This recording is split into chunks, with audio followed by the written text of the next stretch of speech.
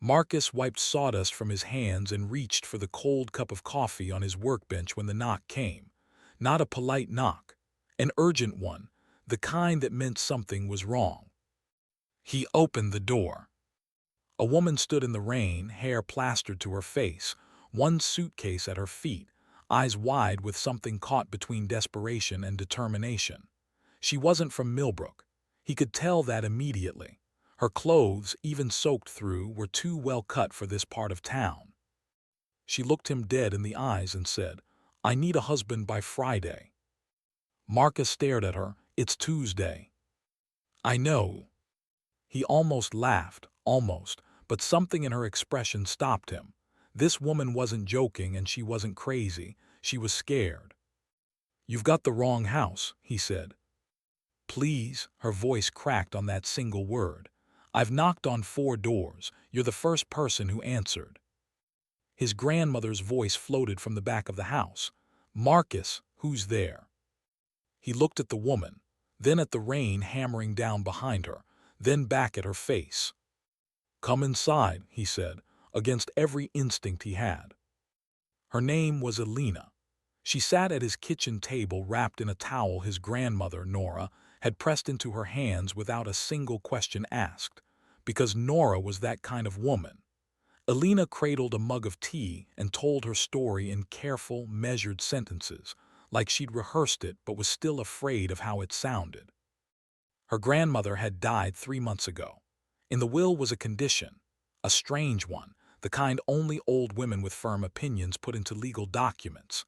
Elena had to be married before the end of the month, or the charitable foundation her grandmother had built over 40 years would be dissolved. The money, several million, would be absorbed into a corporate trust, controlled by people who had no intention of keeping the orphanages and children's clinics running. "My grandmother didn't trust me," Elena said quietly. "She thought if I wasn't anchored to someone, I'd run. She wasn't wrong about that part." "So you ran," Nora said from across the table. Elena looked up. "Yes." "And ended up at my grandson's door in the rain asking for a husband." "Yes." Nora looked at Marcus. Marcus looked at the ceiling. "It only needs to be legal for 1 week," Elena said quickly. "Just long enough for the foundation to be protected. After that, I'll arrange everything for a quiet separation. You won't owe me anything. I won't owe you anything." Marcus leaned forward. "Who are you running from?" Elena hesitated. "My family." "That's not an answer." She set down the mug. "My father, he had already arranged a marriage for me, to a man I've never chosen. If I go back without this done, that arrangement goes forward." What she didn't say, what Marcus wouldn't learn until much later, was that her father was Daniel Acaffer, the man whose name was on 3 towers in the capital city, whose company employed thousands, whose picture appeared on the covers of financial magazines. One of the wealthiest men in the country. Elena Acaffer had walked into a carpenter's kitchen and was asking him to save her life. And Marcus, who had spent the last 2 years trying to keep his late father's woodworking workshop from going under, said the one word he probably shouldn't have. "Okay." Elena looked up so fast, she nearly knocked over the tea. "1 week," he said, "and the foundation money goes to the children. That's the only thing I want in return." "Agreed," she whispered. If you're enjoying this story, go ahead and hit that like button. It helps more people find stories like this one. Now let's keep going. The next 2 days moved faster than either of them expected. A small courthouse. 2 witnesses, Nora and Marcus's friend who ran the petrol station down the road. Paperwork. Signatures. A ring borrowed from Nora's jewelry box. When the officiator said, "You may kiss the bride," Marcus and Elena looked at each other with the mutual understanding of 2 strangers sharing a very strange situation. He leaned in and pressed a brief, careful kiss to her cheek.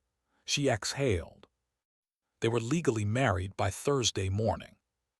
By Thursday afternoon, the first car with tinted windows appeared on their street. Marcus noticed it while loading timber into his truck. Black vehicle, engine running, no plates visible.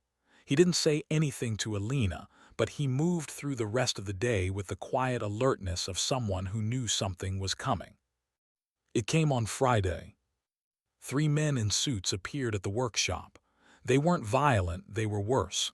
Polite, controlled, the kind of polite that meant they didn't need to be anything else. "We're here on behalf of Mr. Daniel Acaffer," the lead man said. "His daughter's location has been confirmed. He requests her return." Marcus crossed his arms. "His daughter is my wife, she's not a package." "Sir, with respect. You came to my place of work without an invitation. With even more respect, you should leave." They left, but Marcus knew it wasn't over. That evening, he found Alina sitting on the back step of his house, knees pulled to her chest, staring at the dark tree line. "They found me faster than I thought," she said. "How much trouble is coming?" She was quiet for a long moment, "More than you signed up for." "Tell me." So she did. Not everything, not yet, but enough. Her father's empire. The arranged marriage to the son of his most powerful business partner. The way her whole life had been managed like a portfolio, optimized, protected, traded. How she'd stopped feeling like a person somewhere around her 20th birthday and started feeling like an asset. Marcus listened without interrupting, which was the thing she would remember most about that conversation. When she finished, he said, "You're not going back." She turned to look at him. "You don't owe me that." "I know," he stood up, "but you're not going back." What neither of them could see coming was the morning news. A journalist had somehow connected Alina Acaffer to the courthouse records, and the story broke fast. By Saturday, it was everywhere. The headline read, "Billionaire Acaffer's daughter secretly marries small-town carpenter." Within hours, the second wave of headlines arrived. "Gold digger trap. Unknown man targets heiress." Marcus opened his workshop to find 3 journalists on his doorstep, and a comment section on a news article calling him every name available to strangers on the internet. Nora put her hand on his arm. "Let them talk." "They're not talking," he said. "They're lying." "Then let them lie. The truth is louder. It just takes longer." Alina found out about the coverage while sitting in Marcus's kitchen and felt something she hadn't expected: guilt. She had shown up at his door with her emergency and dragged this quiet, decent man into a storm he'd never asked for. She watched him move through his day with the same steady focus he brought to everything, refusing to be rattled, refusing to perform outrage for the cameras, and something inside her shifted. She started paying attention to the workshop, really paying attention. She noticed the framed photograph near the lathe, Marcus's father, a man she'd never met, who had built the place and left it to his son. She noticed the way Marcus spoke to the wood, almost, the way craftsmen do when the work is something more than work. She noticed the slight exhaustion around his eyes that never quite left. One evening she asked Nora about him. Nora told her. 4 years ago, before things got tight, Marcus had quietly donated a strip of land he'd inherited from his father, gave it away to a children's foundation to build an orphanage on the edge of town. He'd done it anonymously. No press, no credit, no fanfare. The foundation had been her grandmother's foundation. Alina stood in Nora's small living room and felt the floor shift beneath her.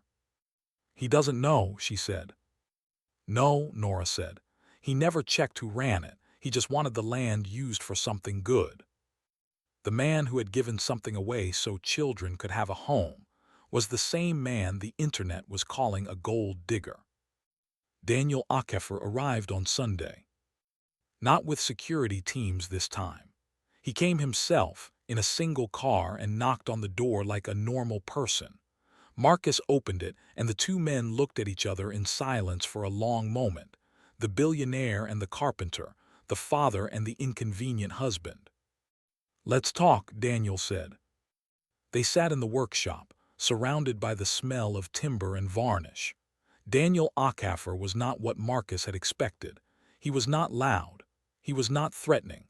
He was a tired father who had made decisions he believed were right and was only now beginning to question them. He put an envelope on the workbench. 10 million, he said. Walk away, no hard feelings, you'll never hear from us again. Marcus looked at the envelope, didn't touch it. I won't sell someone I care about, he said. Daniel studied him for a long time. You care about a woman you've known for less than a week. I care about what happens to her when I'm not there. Marcus met his eyes. That's different from what you're offering. Something moved across Daniel Acker's face. Not anger, something older than that. He left without the envelope. That night, Alina stood in the kitchen doorway and looked at Marcus. He offered you money, she said. He did. You didn't take it. No. She crossed the room and sat at the table. For a while neither of them spoke. Then she told him about the foundation, about the land, about what Nora had told her, about who had made that anonymous donation 4 years ago without knowing who would benefit. Marcus said nothing for a long moment. Then, your grandmother built something good. So did yours, Alina said softly. So did your father, so did you. The week had nearly run its course. The foundation was protected. The legal requirement had been satisfied. There was nothing left that obligated either of them to stay. On Monday morning, Alina packed her suitcase. But before she reached the door, she stopped. Turned around. Marcus. He looked up from his workbench. I don't want to go. The wood and the silence held the moment between them. Then don't, he said. If this story moved you, please subscribe to the channel and drop a comment below. Tell us what you felt in that moment. Your support keeps these stories coming. 3 months passed. The arranged marriage fell apart. The business partner's son had found someone else, and Daniel Acker, in a quieter season of reflection, let it go. The media moved on to something louder. The foundation announced a new wing at one of the children's clinics, funded and expanding. Nora planted tomatoes in the back garden. Alina helped her. On a cool Wednesday evening, a knock came at the workshop door. Marcus was finishing a chair, a commission he'd taken on, the kind of careful, unhurried work that reminded him why he'd kept the place running through the hard years. He opened the door.